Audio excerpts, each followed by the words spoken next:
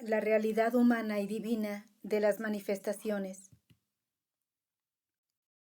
Anteriormente dijimos que las manifestaciones de Dios tienen tres realidades. Primero, la material, que pertenece al cuerpo humano. Segundo, la individual, es decir, el alma racional. Y tercero, el rango de manifestación celestial, que consiste en las perfecciones divinas y es la fuente de la vida del mundo, la educación de las almas, la guía de las gentes y la iluminación de toda la creación.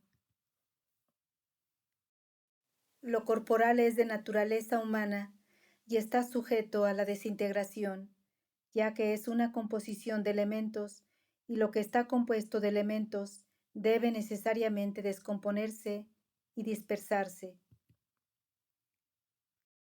Pero la realidad individual de las manifestaciones del Todo Misericordioso es una realidad trascendente, y lo es porque supera en esencia y atributos a todas las cosas creadas.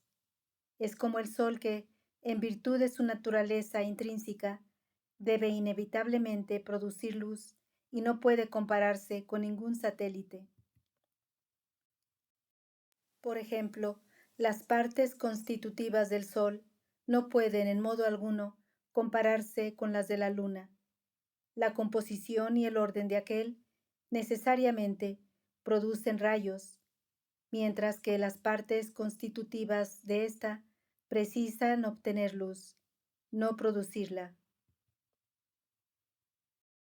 Así, las demás realidades humanas son almas que, como la luna, obtienen su luz del sol, pero esa realidad trascendente es luminosa en sí misma y por sí misma.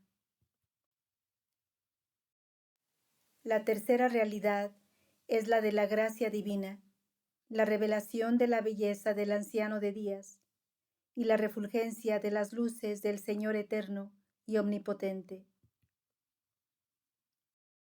Las realidades individuales de las santas manifestaciones no se pueden disociar de la gracia y la revelación divinas, de la misma manera que la masa corpórea del sol no puede separarse de su luz. Así, la ascensión de las santas manifestaciones es simplemente el abandono de su cuerpo, que está compuesto de elementos. Por ejemplo, observa la lámpara que alumbra esta hornacina. Sus rayos pueden dejar de iluminar la hornacina si ésta se destruye, pero no cesa el abundante favor de la lámpara en sí. La gracia preexistente de las santas manifestaciones es como la luz. Sus realidades individuales son como el cristal y sus templos humanos como la hornacina.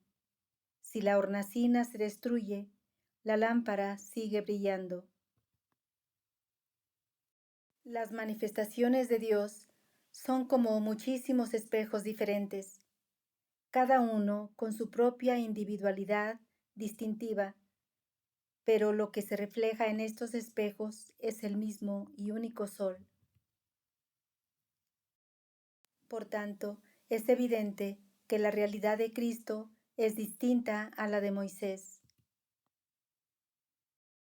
No cabe duda de que, desde el principio, esa realidad trascendente es consciente del secreto de la existencia y desde la niñez las señales de grandeza se manifiestan en su persona. ¿Cómo entonces, a pesar de semejantes favores y perfecciones, no habría de ser consciente de su propio rango? Hemos mencionado las tres realidades de las manifestaciones de Dios: su existencia corpórea, su realidad individual y el rango de manifestación divina perfecta, que puede compararse con el sol, su luz y su calor. Las demás personas también comparten la realidad corporal y el alma racional, el espíritu y la mente.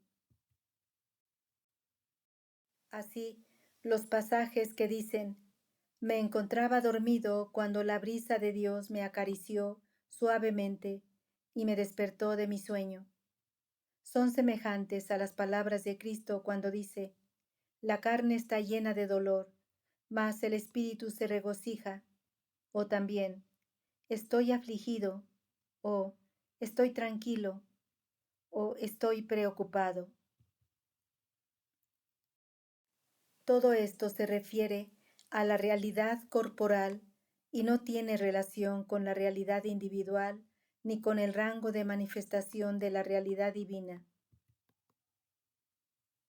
Considera, por ejemplo, que el cuerpo de la persona puede sufrir miles de vicisitudes, de las que el espíritu permanece totalmente ajeno.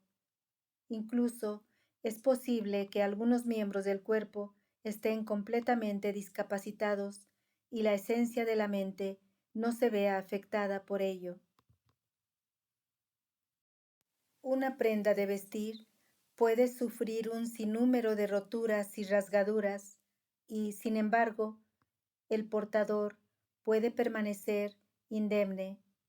Así, las palabras de Bahá'u'lláh, me encontraba dormido cuando la brisa de Dios me acarició suavemente y me despertó de mi sueño, se refieren al cuerpo. En el mundo de Dios no existe pasado, ni presente, ni futuro. Todos son la misma cosa. De modo que cuando Cristo dijo, en el principio existía la palabra, quería decir que era, es y será, pues en el mundo de Dios no existe el tiempo.